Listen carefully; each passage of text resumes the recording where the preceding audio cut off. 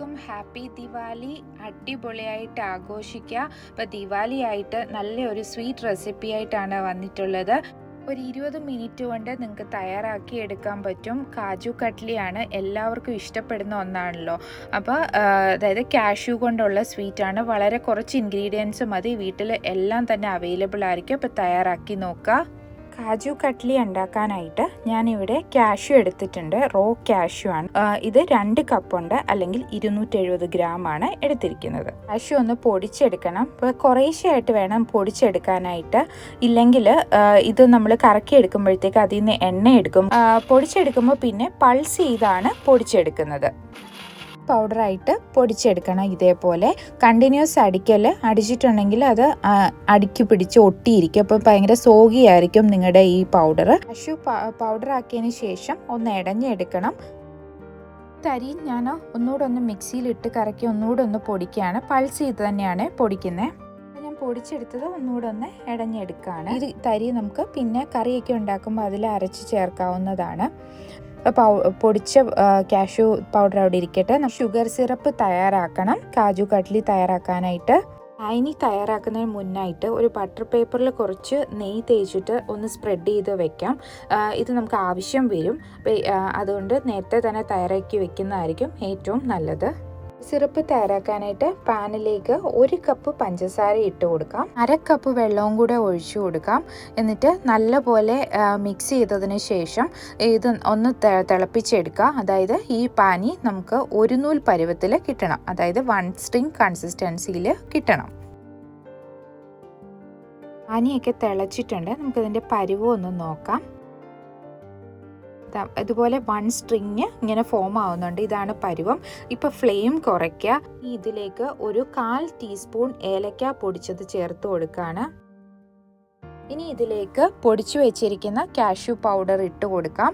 എന്നിട്ട് നല്ലതുപോലെ ഇളക്കി യോജിപ്പിക്കുക. ഞാൻ ഇതിലേക്ക് 1 ടീസ്പൂണോളം നെയ്യ് ചേർത്ത് കൊടുക്കുന്നുണ്ട്. ഒരു 5 മിനിറ്റ് ലോ ഫ്ലെയിമിൽ ഒന്ന് നല്ലതുപോലെ ഇതുപോലെ ഇളക്കി കൊടുത്ത് ഒന്ന് കുക്ക് ചെയ്തെടുക്കാം. അപ്പോൾ ഇത് ഒരു പരുവത്തിനായിട്ടുണ്ട്. എല്ലാം കൂടെ നല്ലപോലെ മിക്സ് ചെയ്ത് വന്നിട്ടുണ്ട്. നമുക്ക് ഉടനെ തന്നെ നമുക്ക് എടുത്തു വെച്ചിരിക്കുന്ന ബട്ടർ പേപ്പറിലേക്ക് ഇട്ട് കൊടുക്കണം. വെച്ചിരിക്കല്ലേ, അത് കട്ടിയാവും. തന്നെ നമുക്ക് ഇതിനെ നല്ലപോലെ ഒന്ന് മാവ് കുഴയ്ക്കുന്ന പോലെ കുഴയ്ക്കണം. ചൂടായതുകൊണ്ട് എന്തെങ്കിലും തവിയോ ഇതുപോലെ സ്പാച്ചുലോ എന്തെങ്കിലും ഉപയോഗിക്കുക.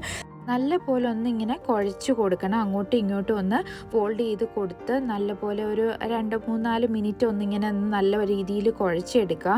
ഈ കുഴച്ചെടുക്കുമ്പോഴാണ് കാജു കട്ട്ലി നല്ല സോഫ്റ്റായിട്ട് ആ ഒരു പരുവത്തിന് കിട്ടത്തുള്ളൂ. അപ്പോൾ നല്ലപോലെ കുഴച്ചെടുക്കുക. അപ്പോൾ ഇതേപോലെ പേപ്പർ ഇങ്ങനെ ഫോൾഡ് ചെയ്ത്, അതുകൊണ്ടാണ് ഞാൻ വലിയൊരു പേപ്പർ തന്നെ എടുത്തു വെച്ചത്. അപ്പോൾ നമുക്കിങ്ങനെ ഫോൾഡ് ചെയ്ത് കുഴയ്ക്കാൻ പറ്റും. ഇതൊന്ന് പരത്തിയെടുക്കണം. അപ്പോൾ അതിനായിട്ട് ഞാനൊരു കട്ടിംഗ് ബോർഡിലേക്ക് ഒരു ബട്ടർ പേപ്പർ വെച്ചിട്ട് അതിലൊന്ന് പരത്തിയെടുക്കാൻ പോവാണ്. നല്ലപോലെ ഒന്ന് പരത്തിയെടുക്കുക. ഒരുപാട് തിന്നാക്കണ്ട, ചെറിയ ഒരു തിക്നെസ് വേണം.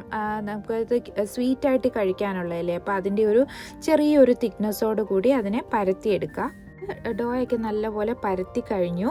വളരെ കുറച്ച് നെയ്യ് ഞാൻ ഇതിലൊന്ന് സ്പ്രെഡ് ചെയ്ത് കൊടുക്കുന്നുണ്ട്.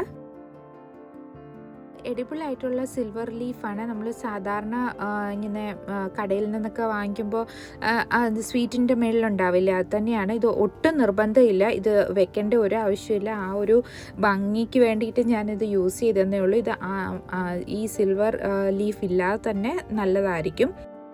ഇനി ഇതിനെ ഡയമണ്ട് ഷേപ്പിൽ കട്ട് ചെയ്തെടുക്കണം.